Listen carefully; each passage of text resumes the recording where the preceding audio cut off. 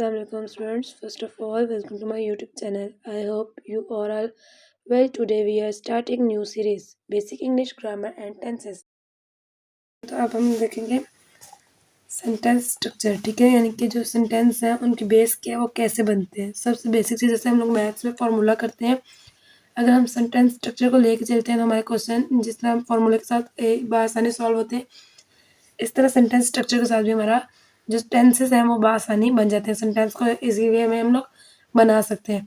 तो सबसे पहले हमें इसके बारे में पता होना चाहिए कि सेंटेंस स्ट्रक्चर क्या है। तो सेंटेंस स्ट्रक्चर में क्या होता है, सब्जेक्ट, वर्ब और ऑब्जेक्ट। जैसे कि यानी कि subject plus object plus verb plus object, यानी कि सेंटेंस बनाने के लिए हमें जो 3 चीज़ें चाहिए, बेसिक चीज़ें, वो कौन सी हैं, सब्जेक्ट, वर्ब और ऑब्जेक्ट। इसको इसी तरतीब से लिखेंगे तो हमारा सेंटेंस बआसानी बनेगा। जैसे कि सब्जेक्ट क्या होता है, काम करने वाला, ठीक है। मैं साथ में इधर उर्दू लिख देती हूँ ताकि आप लोगों के लिए आसानी रहे।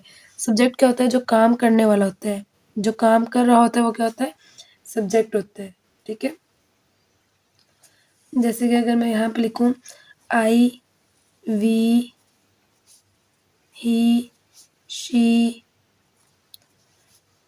इट, अली या कुछ भी, मतलब इस तरह का कोई भी जो सब्जेक्ट काम करने वाला होता है, जो काम कर रहा होता है, उसे क्या कहते हैं, सब्जेक्ट कहते हैं। प्लस वर्ब, वर्ब क्या होता है, काम, जो काम किया जा रहा होता है, ठीक है। जैसे खाना, पीना, सोना,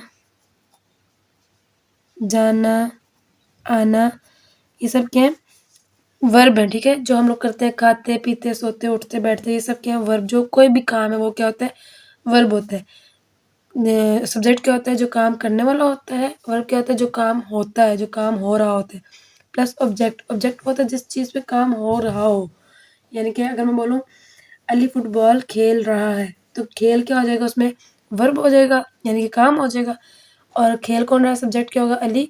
और क्या खेल रहा है, यानी कि फुटबॉल खेल रहा है ना, तो फुटबॉल पे काम हो रहा है, तो फुटबॉल जो होगा वो क्या हो जाएगा, ऑब्जेक्ट। यानी कि कोई चीज़ जिस पे काम हो रहा हो उसे कहते हैं ऑब्जेक्ट कहते हैं। तो इसको हम ऐसे डिफाइन कर लें, जिस चीज़ पर काम हो रहा हो, ठीक है। काम करने वाला, काम, और जिस चीज़ पे काम हो रहा हो।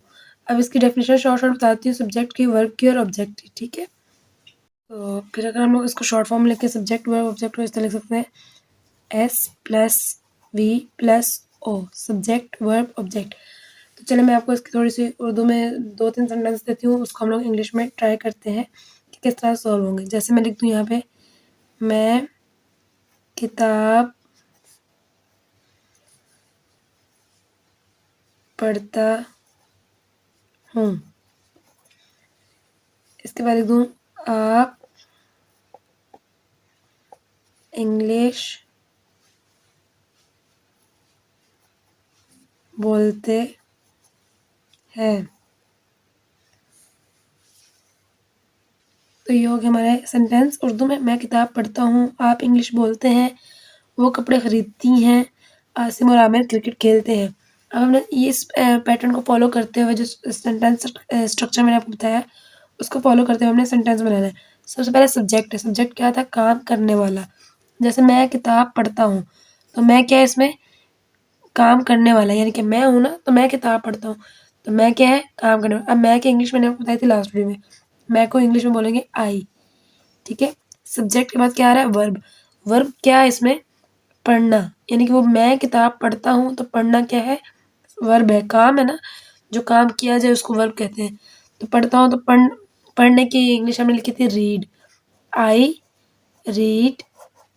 ऑब्जेक्ट, ऑब्जेक्ट क्या है, जिस पर काम हो रहा हो, यानी कि ये वर्ब हो जाएगा और ये सब्जेक्ट हो जाएगा और ये ऑब्जेक्ट हो जाएगा, ठीक है।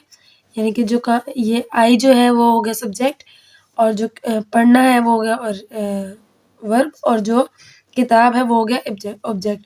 तो किताब को इंग्लिश में बोलेंगे बुक, आई रीड बुक। तो ये हो गया इसका सेंटेंस। मैं किताब पढ़ता हूँ, आई रीड बुक। अब इस तरह ये भी क्वेश्चन है, देखें आप इंग्लिश बोलते हैं, सबसे पहले क्या आएगा? Subject, S for subject, subject क्या है? आप के लिए हम यूज़ करते हैं यू, ठीक है। अब सब्जेक्ट के बाद हमने क्या यूज़ करना है? वर्ब। तो वर्ब में क्या आ रहा है हमारे पास? काम, बोलना। तो बोलने की इंग्लिश होती है स्पीक, यू स्पीक, और इंग्लिश को इंग्लिश ही बोलते हैं, यू स्पीक इंग्लिश, ठीक है। तो देखिए आप क्या हो जाएगा हमारे पास? सब्जेक्ट, बोलते क्या हो जाएगा? वर्ब, और इंग्लिश क्या हो जाएगा?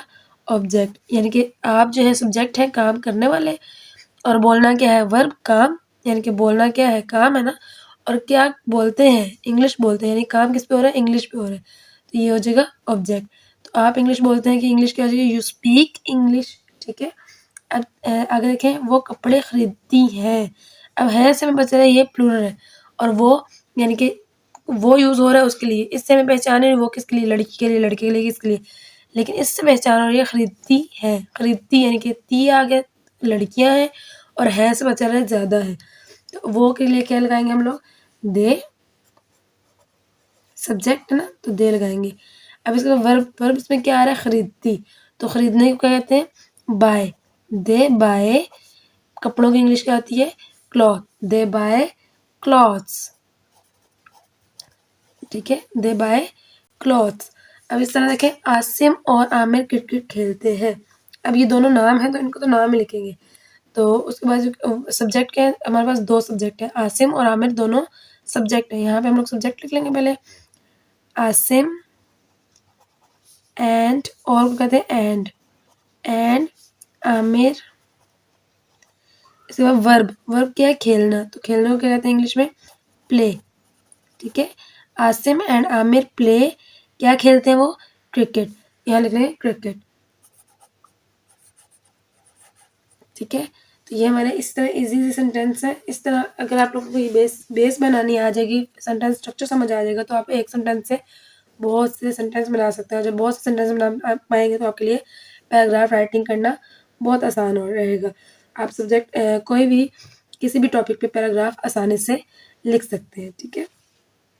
तो देखिए अब मैंने कुछ सेंटेंस लिखे हैं, जुमले लिखे हैं आपके लिए, जो है आप एज अ होमवर्क करेंगे, ठीक है। जैसे आप लोग एज अ होमवर्क करेंगे, खुद प्रैक्टिस करेंगे, तो इंशाल्लाह मैं आप आज करेंगे तो मैं इंशाल्लाह जो नेक्स्ट वीडियो अपलोड करूँगी उसमें इनकी ट्रांसलेशन लिख के, मतलब जो इसकी होगी इंग्लिश होगी, जिसके सेंटेंस बनेंगे वो नेक्स्ट वीडियो के स्टार्ट में अपलोड करूँगी। तो आप लोग वहाँ से अपने सेंटेंसेस चेक कर लीजिएगा कि आपने ठीक की हैं या नहीं ठीक की, ठीक है।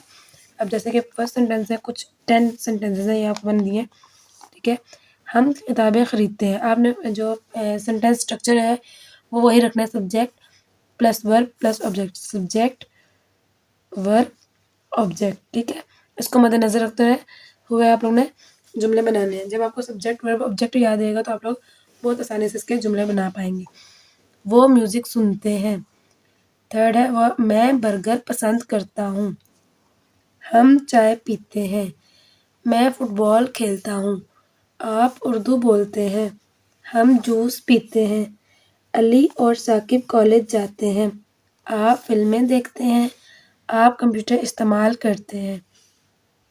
तो ये हो गया आपके 10 जुमले। तो ये आपने एज अ होमवर्क करना है, ठीक है। अपनी प्रैक्टिस करनी है। अगर आप लोग ये प्रैक्टिस करेंगे, बल्कि ऐसा करना है, ये राइट करने के बाद आपने इसको प्रैक्टिकली बोलना है, स्पीक करना है, ठीक है। उससे आपकी क्या होगी? स्पोकन बेहतर होगी।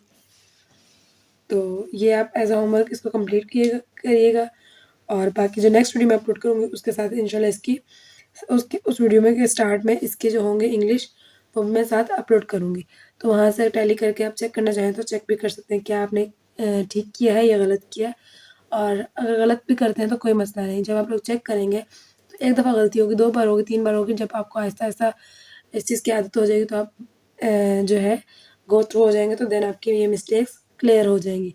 तो अभी तक के लिए इतना काफ़ी रहेगा। इंशाल्लाह नेक्स्ट वीडियो हम लोग बाकी जो हमारा कॉन्सेप्ट है वो इंशाल्लाह हम लोग नेक्स्ट वीडियो में सॉल्व करेंगे। अभी तक के लिए अल्लाह हाफ़िज़ एंड फ़ी अमानिल्लाह।